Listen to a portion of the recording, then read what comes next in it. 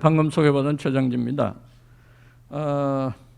우선 제가 오늘 그 제7회 이화여대 윤우정 통일포럼에서 기조발제를 할 기회를 주신 김혜숙 이화여대 총장님께 감사의 말씀을 드립니다. 그리고 최재석 부총장님, 또 이 준비하시는데 애쓰신 통일연구원의 김석향 교수님께도 감사의 말씀을 드립니다. 그러면 저는 한 30분 정도에 걸쳐서 제가 그 논문으로 이 브로셔에 그 제출한 내용을 요약해서 말씀드리도록 하겠습니다.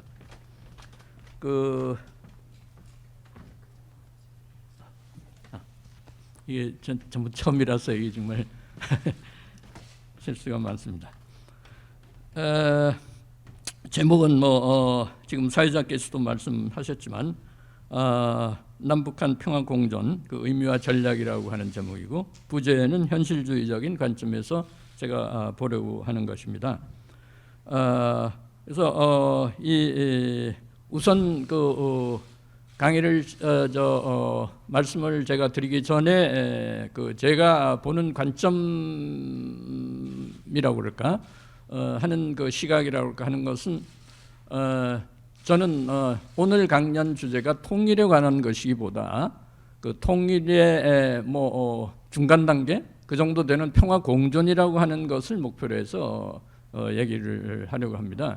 저에게 있어서 통일은 아직도 상당히 멀고 먼 잘 보이지 않는 그 목표이기 때문에 일단 그것은 평화 공존을 이룬 다음에 우리가 다시 생각해 봐야 할 문제가 아닌가, 그런 생각 때문입니다. 이 글에서는 냉전 이후의 이 국제 환경이라고 할까, 국제 정치적인 조건에서 이 남북한 평화 공존의 의미가 무엇이고 어떻게 남북한이 평화를 안정적으로 관리하고 제도화할 수 있는가 하는 문제를 현실주의적인 관점에서 이제 살펴보려는 것인데요. 내용은 크게 그 세 부분으로 나누어서 말씀드리도록 하겠습니다.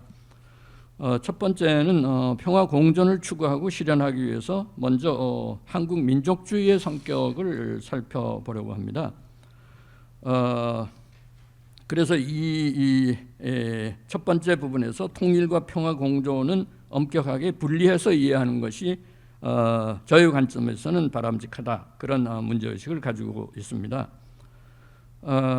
그래서 남북한 간 통일이 아니라 평화 공존에 대해서 저는 주제로 말씀을 드리는 겁니다.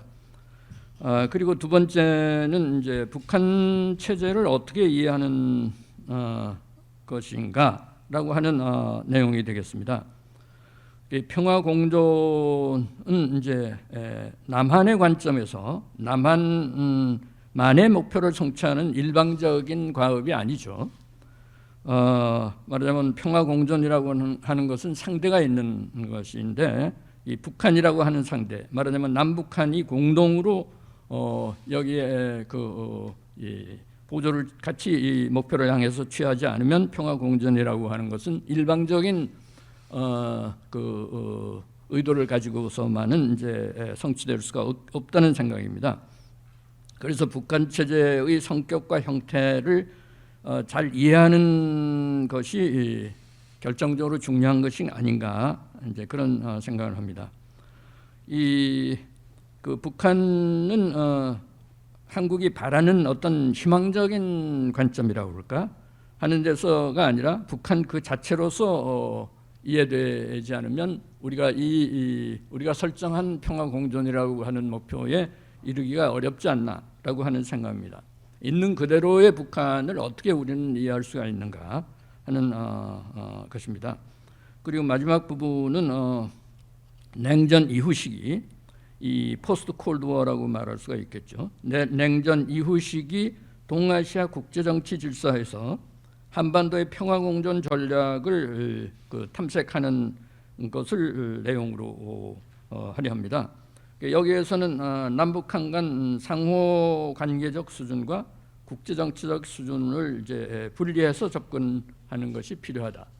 대체로 우리가 되돌아보면 이제 대북 정책이라고 그럴까, 북한을 상대로 해서 그 정책을 수립하고 이제 펼 때는 이 한반도 내에서의 남북한 관계에 많이 이제 초점을 두기도 하고, 편의에 따라서는 국제정치적인 관계를 또 왔다 갔다 하면서 이제 섞어서 이렇게 그 보는 그 시각이라고 할까 하는 것을 일상적으로 볼 수가 있는데, 이거는 엄격하게 분리돼서 봐야지 우리가 남북한 간의 관계를 제대로 이해할 수가 있지 않을까 하는 생각이고, 또 여기에 대한 대책도 대응도 그러한 방식으로 접근하는 것이 이제 필요하다는 생각을 하고 있습니다. 그러면 첫 번째 부분에서 한국 민족주의의 성격과 평화 공존의 의미에 대해서 살펴보려고 합니다. 지금 말하자면 이제 우리가 2018년 2월 평창 동계올림픽은 우리가 남북한 문제를 이해하고 접근하는 데 있어 하나의 전환점이라고 볼 수가 있겠죠. 그래서 이제 동계올림픽에서 남북한 공동 팀도 만들고 하고, 북한의 대표들도 한국을 방문하고, 그리고 그 뒤를 이어서 문재인, 김정은 남북한 판문점 정상회담도 개최되고, 또 뒤이어서 이제 싱가포르에서 이제 트럼프 미국 대통령과 북한의 김정은 위원장 사이에 공동 회담도 열리고, 이어서 하노이에서도 이제 그런 회담이 열리는 등, 이러한 그 일련의 사태는 우리가 그동안 오랫동안 이제 냉전하에서 남북한 간에 이제 그 교류가 단절되었던 이런 상황을 고려할 때는 굉장히 아주 획기적이라고 할 수 있는 그러한 전기라고 이해할 수가 있겠습니다. 그래서 남북한 이제 화해 협력이라고 그럴까, 평화 공존에 대한 기대를 이제 우리는 불러 모으는 하나의 그 역사적인 경험을 했다고 이해할 수가 있습니다. 근데 이 문제를 우리가 생각을 하면서 먼저 생각을 할 수 있는 것은 민족주의, 한국 민족주의에 대해서 생각하게 됩니다. 그래서 민족주의는 뭐 우리나라만큼 강한 민족주의 이념을 가진 나라는 있긴 있지만 많지는 않겠죠. 그래서 민족주의의 파라독스라고 그럴까 하는 것을 말씀드리고 싶은데요. 이 민족주의의 본질이라고 하는 것은 제일 원칙이라고 그럴까 하는 것은 일민족 일국가죠. 그래서 같은 민족이라면 하나의 단일한 그 통일된 민족 독립국가를 성취하는 것이 그 민족주의 이념을 실현하는 이런 제일의 그 목표라고 생각을 합니다. 우리나라도 물론 그것을 위해서 그 투쟁을 했고, 일제 식민 독립 투쟁 때 했지만, 불행하게도 이제 전후에 우리가 통일된 민족 독립 국가를 성취하지 못하고 냉전이 한반도로 몰아닥치는 것 때문에 이제 우리의 민족의 의지나 의도와는 달리 분단된 두 개의 독립된 국가를 가질 수밖에 없는 이런 그 비극을 우리가 경험하게 됐습니다. 그런데 이 우리나라의 민족주의의 본질은 일민족 일국가를 추구함에도 불구하고, 한국의 민족주의는 또 분단된 국가라고 하는 특수한 상황 하에서 현실에서는 그렇게 전개될 수밖에 없는 이런 특수한 그 특성을 갖는 이런 민족주의가 됐다고 봅니다. 그래서 이것은 기본적으로 민족주의는 민족주의로 돼 민족 정통성의 획득이라고 그럴까, 쟁취를 위한 생사투쟁이 핵심이 되어버렸습니다. 내용적으로 그렇죠. 우리가 50년의 한국전쟁도 치룰 수밖에 없었고 하는 이런 그리고 그 이후에도 우리가 70년 냉전 동안에 굉장히 이 무력 하여튼 경쟁이라고 그럴까, 이런 군사적인 긴장과 그 갈등과 그런 이 전투적인 이런 것도 있었습니다. 그래서 이것은 이제 역설적으로 평화 공존을 허용치 않는 민족주의를 우리가 현실적으로 경험할 수밖에 없게 된 거죠. 그래서 이런 것이 이제 이런 현실을 생각할 때 우리의 민족주의의 그 발생의 태생적 조건과 민족주의의 성격 목표와 현실 간에 너무나 큰 괴리를 우리는 경험할 수밖에 없고 감내할 수밖에 없는, 그래서 이것이 역설적으로는 평화 공존을 허용치 않는 민족주의의 문제를 우리가 다룰 수밖에 없는 것이 됐습니다.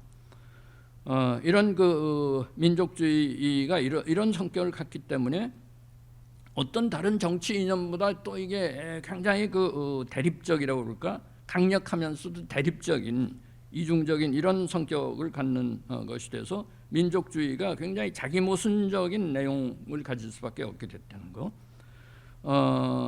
그럼에도 불구하고 또 다른 한편으로는 한민족은 하나의 민족 공동체라는 연대의식이라고 그럴까, 열정, 감정을 불러오는 그런 여전히 두 사회를 지배하는 남한은 남한대로 북한은 북한대로 그런 것이 됐다고 생각을 합니다.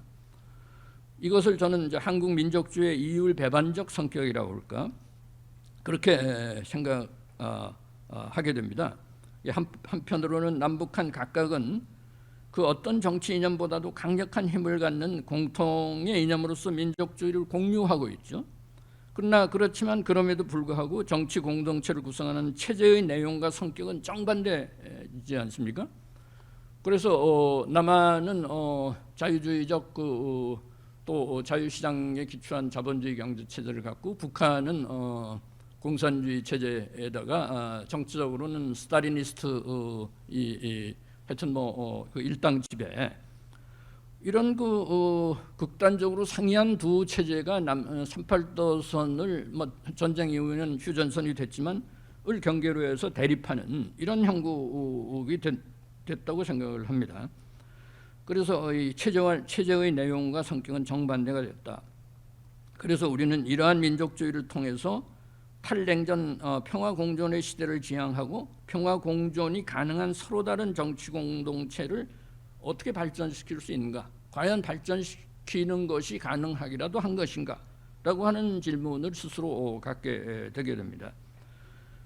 그런데 우리 이제 한국에서 이제 그 학계 지식인 사회 일각에서는 이제 분단 시대, 분단 체제라는 담론이 상당히 그 널리 알려져 있고, 또 그것이 어떻게 보면 우리가 현대사를 이해하는 데 있어서 하나의 정통 이론이라고 봐도 과언이 아니라고 생각을 합니다. 그런데 저는 이 분단 시대, 분단 체제라는 담론에 대해서 비판적으로 이해를 하게 됩니다. 그래서 이 말에 대해서 비판적인 이유는 다음과 같은데요. 왜냐하면 이 말은 그 일민족 일국가를 전제로 하는 민족주의 이념의 기초를 두는 것을 당연시한다는 사실. 그렇다면 한반도에서 두 개의 분단 국가가 출현해 있다는 사실 자체는 이거는 비정상적이고 특정의 역사적 시기 동안의 잠정적인 역사적인 시간에 해당하는 것이 된다고 이해할 수밖에 없습니다. 그렇다면 이거를 비정상적이라고 한다면 정상으로의 복원이라고 그럴까? 이것이 우리가 해결할 최대의 과제, 역사적, 정치적, 사회적 과제, 이런 그 의미를 갖는 것이라고 보는 거죠. 그렇게 되면 이제 남북한 탈냉전과 평화 공존은 통일에 이르는 하나의 단계이고 이제 과제가 되는 것이고, 민족 통일 국가의 건설, 냉전으로 인한 분단, 그 이전 상태로의 복원의 이제 형태와 내용을 띠게 되는 것입니다. 그래서 이 탈냉전 평화공존은 분단 극복을 통해서 미완의 통일된 민족 독립 국가의 때늦은 완성을 성취하기 위한 중간 단계라는 이해가 가능해지는데, 저는 이제 이거를 중간 단계가 아니다라고 생각을 합니다. 왜냐하면 앞에서 제가 모두에서 언급했듯이 이 평화공존이라고 하는 것은 통일은 일단 우리의 시야에서 남겨두고, 다음 단계로 남겨두고 우리가 먼저 성취해야 할 목표는 평화공존이라고 할 때 이건 그 지금까지 우리가 경험하지 않고 우리의 한국 민족주의가 이거를 그 현실적으로 커버할 수 없는 이 상태이기 때문에 이거는 독자적인 어떤 문제로 접근하는 것이 필요하다는 생각을 합니다. 그래서 저는 이 단선적인 역사 발전관이라고 그럴까? 그러니까 이런 목적론적 역사관이라고 그럴까?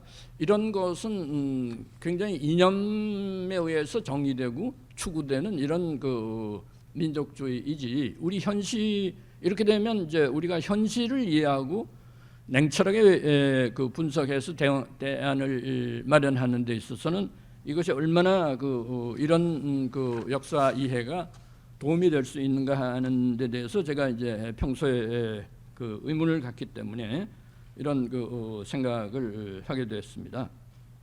그래서 평화공존은 잠정적인 단계가 아니라 그 자체로서 추구돼야 할 목표가 되는 것이 바람직하다라고 하는 것이 저의 생각의 요지가 되겠습니다. 그래서 이 데탕트죠. 지금 현재 상황, 남북한 상황을 어떻게 규정하느냐?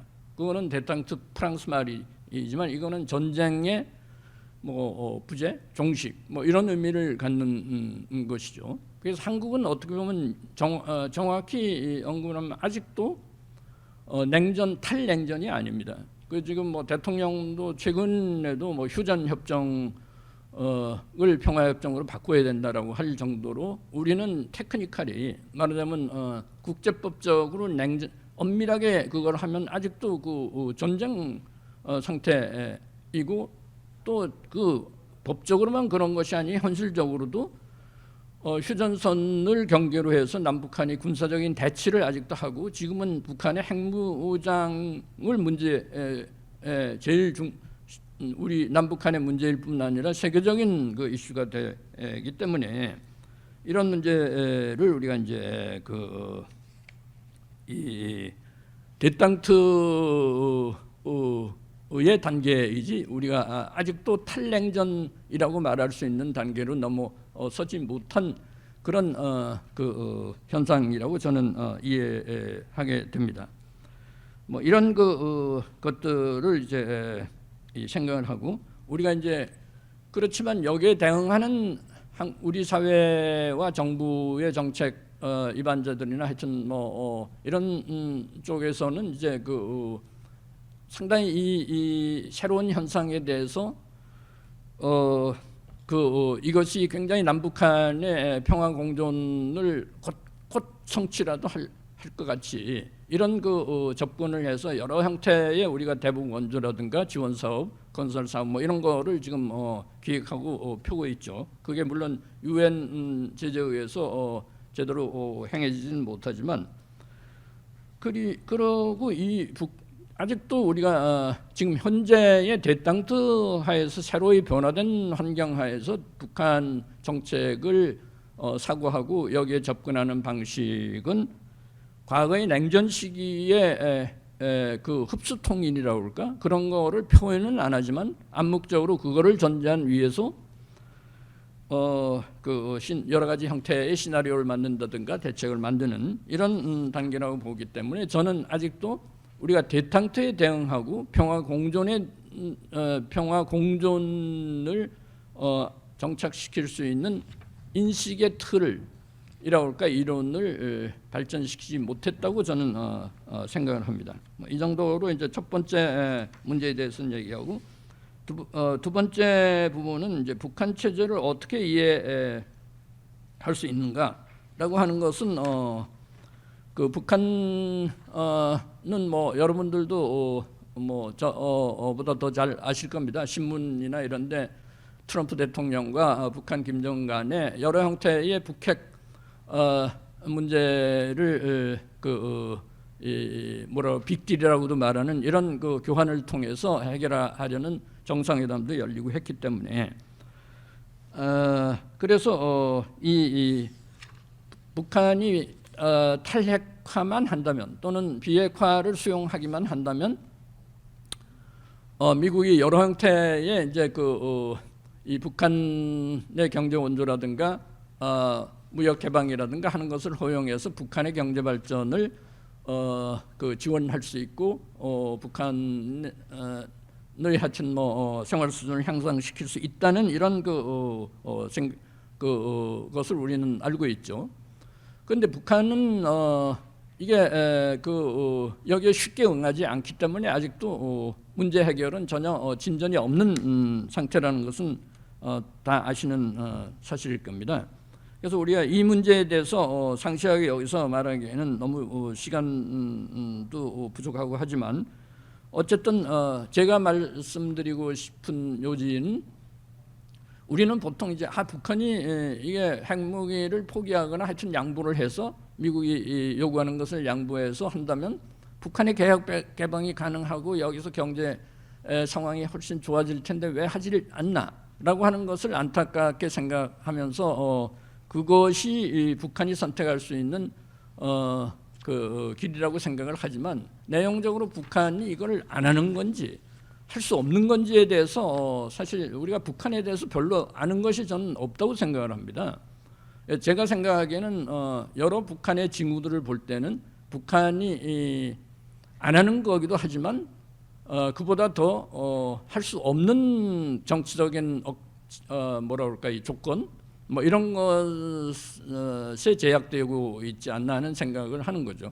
그것을 저는 이제 두 사례를 들어서 발표문에서 얘기했습니다. 하나는 1970년대 말에 덩샤오핑의 중국 개혁 개방에 관한 것이고 다른 하나는 1980년대 말에 베트남의 도이모이라고 뭐 개혁이라고 하는 이런 변혁이라고 하는 이런 이 개혁 개방을 두 사례로 해서 그들 나라는 굉장히 개혁 개방을 해서 경제 발전이 획기적으로 이 발전을 하고 해서 지금은 완전히 과거 개방 이전의 공산주의 체제하고는 근본적으로 다른 사회가 지금 경제 발전이 가능할 수가 있었는데 왜 북한은 그걸 보고 저렇게 하면 되는데 못하냐 이렇게 이제 의문을 가질 수밖에 없는 거죠.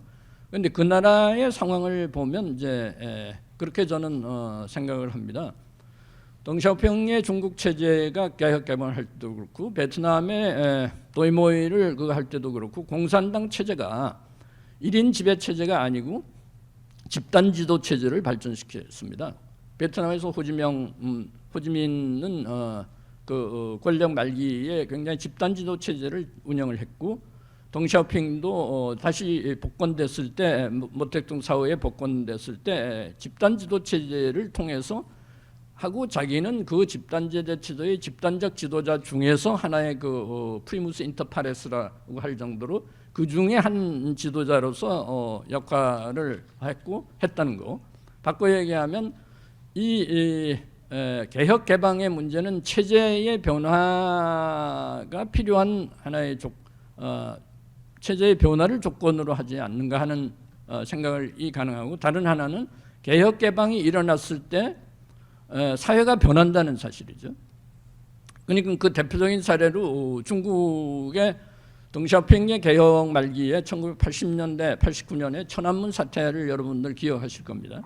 말하자면 이제 경제가 성장하고 사회가 변하면서 사람들은 자유를 요구하게 되고 민주주의를 요구하게 되는 이런 변화를 우리는 중국을 통해서 볼 수가 있습니다. 그래서 그거를 무력으로 진압을 해서 이제 한 것은 우리가 다 알고 있는데 베트남도 마찬가지입니다. 베트남도 개혁 개방을 했을 때 공산당 개혁을 주창하고 사람들이 사회에서도 그렇고 공산당 내부에서도 그렇고 이 변화를 요구했습니다.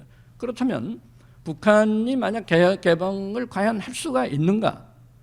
그 개혁에서 감당할 수가 있는가? 김정은 체제가. 저는 이런 데 이제 의문을 갖기 때문에 기본적으로 이 해답은 북한 체제를 컨트롤할 수 있는 김정은 체제의 정치적 능력이지 이것이 합리적으로 경제 발전이 좋으냐 나쁘냐 해야지 북한이 다 이게 먹고 살 수가 있고 할 수 있다는 이런 합리적인 말하자면 한국 사회에서 우리가 상식적으로 이해할 수 있는 합리적인 기준으로서는 설명이 안 된다는 사실이요.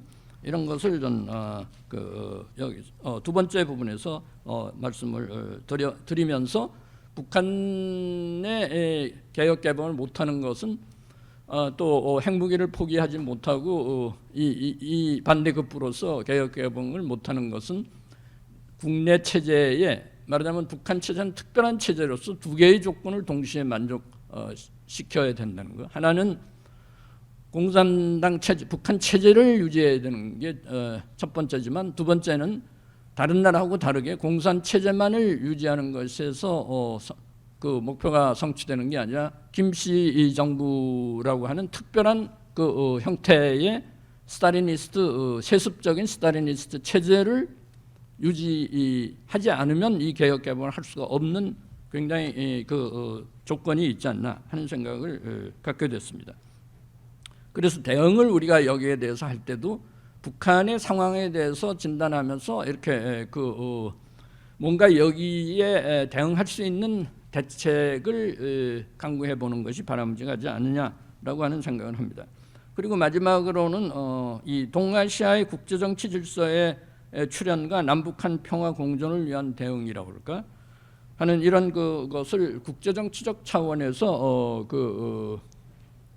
언급을 한 건데요, 설명을 한 건데 두루 아시다시피 지금 세계는 국제정치 질서는 변하고 있습니다. 그 변하는 정도와 과정이 굉장히 빠른 속도로 구조적으로 변하고 있기 때문에 서서히 점진적으로 우리가 적응할 수 있는 하면서 변하는 것이 아니라 빨리 변하고 있다는 사실이죠.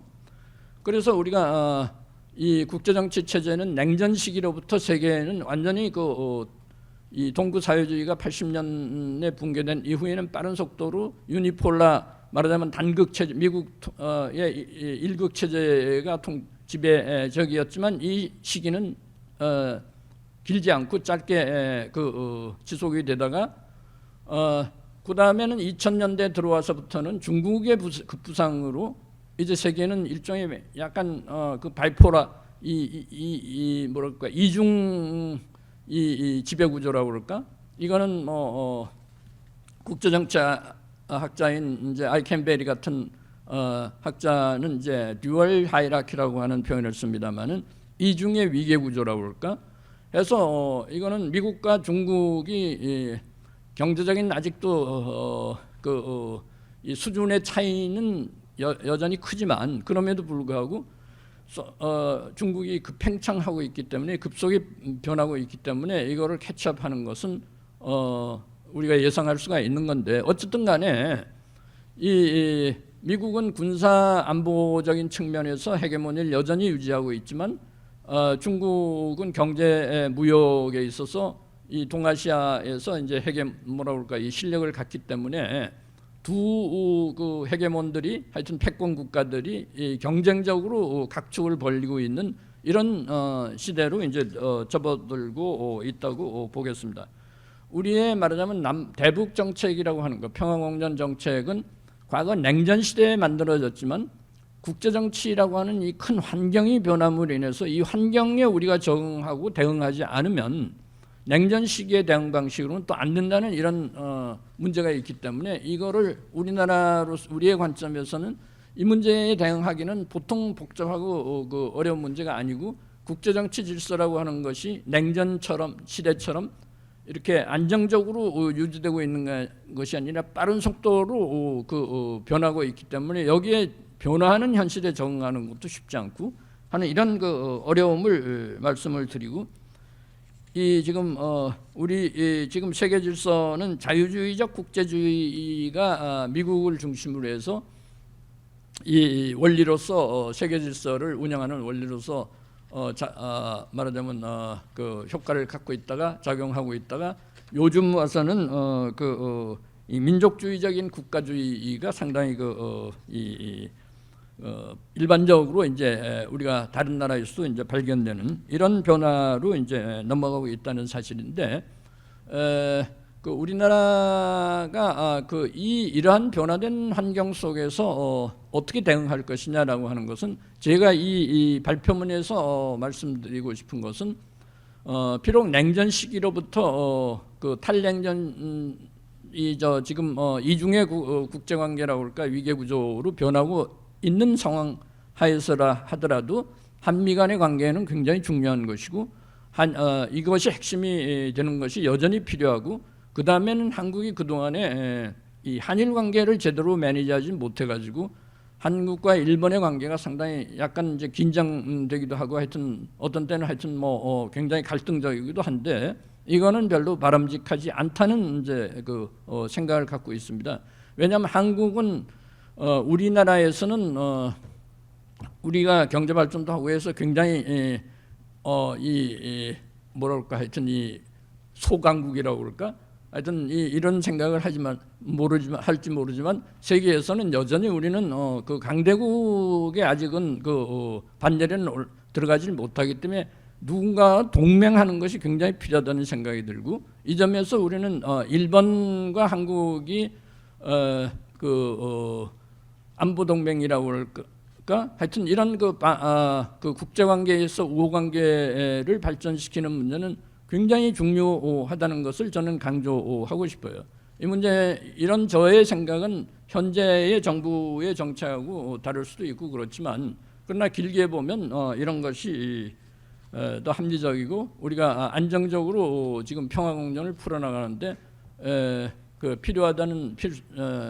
필요한 조건이 되지 않을까 이렇게 생각하고 그러면 중국의 관계는 뭐냐? 중국도 물론 우리가 적대적으로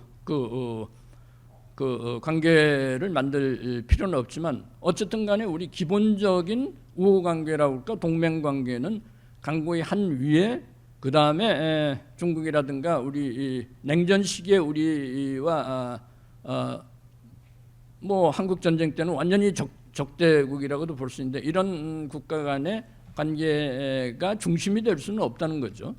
그러니까 우리가 중국과의 관계는 뭐 하여튼 이중의 위계 구조를 현명하게 매니지하는 건 좋은데 그거를 애매모호한 이 국제관계를 운영하는 원리 의도적 애매함 뭐 이런 표현도 정부에서는 가끔 쓰는 걸 들을 수가 있는데 이런 것은 저는 별로 그렇게 현명한 정책 대안이 아니지 않나 하는 생각을 합니다. 어쨌든 간에 우리가 이렇게 대외 관계에 대응하는 것과 동시에 이제는 국내적으로도 이 평화공존을 유지하는 데 하기 위해서는 국내적인 정치 조건을 이 기반을 강구하게 만드는 것이 굉장히 중요하다. 첫째는 우리는 5년 단임제 대통령제로서 이 정권 교체의 사이클이 굉장히 짧은데 지금까지 보면 이것이 뒷정부가 앞정권의 대북 정책에 대해서 굉장히 하여튼 무효한다고 그럴까 뒤집어 엎는 이런 반대되는 정책들을 우리는 그동안 계속 보아왔습니다. 정권이 바뀔 때마다. 그렇다면 우리는 5년 단임의 이 사이클을 가지고 그걸 해야 된다는 얘기인데 이런 것은 우리가 특히 대북 정책과 같은 평화 공존이든 하여튼 뭐 통일이든 말이죠. 이런 큰 정책을 밀고 나가는 데 있어서는 이런 것은 바람직하지 않다는 것이고 이 점에 있어서는 독일의 통일을 이루었던 서독 정부의 이 동방 정책으로부터 우리가 굉장히 모델로서 배울 것이 많다 이런 생각을 하고요. 그 다음에 두 번째 지적하고 싶은 것은 이제 여론의 추이에 우리가 외교 정책이 따라가서는 안 된다는 거. 그러니까 외교 정책은 여론으로부터 독립된 때로는 비밀 외교도 필요한 이런 이런 영역으로서 그것이 일관되고 이 신뢰성을 가질 수 있는 이런 지속적인 이런 것을 요구하는데 여론의 부침에 따라서 국제관계가 좋고 나빠지고 국제관계가 변하고 이러는 것은 아주 금물이라고 저는 생각을 합니다. 그러니까 우리가 그 다음에 마지막으로는 이 정치인들이 좀 이렇게 제가 여기서 막스 베버의 말을 인용해서 열정이 필요하고 책임감이 필요하고 균형적인 판단이 필요하다. 이런 건 막스 베버가 이제 이 정치인의 이 윤리에 대해서 요구했던 그런 세 가지 요구 사항이지만 특히 우리나라의 경우에서 정치인들은 이런 윤리라고 그럴까 이런 것을 내면화하고 실천하지 않고서는 이런 큰 문제를 우리가 과연 다룰 수 있는가 하는 문제에 대해서 상당히 이 회의가 들기 때문에 우리나라의 정치 수준도 굉장히 국내 정치 자체가 수준이 높아지는 것이 필요하지 않을까. 이런 것을 마지막으로 지적하면서 강조하면서 제 말씀을 여기서 마치도록 하겠습니다. 감사합니다.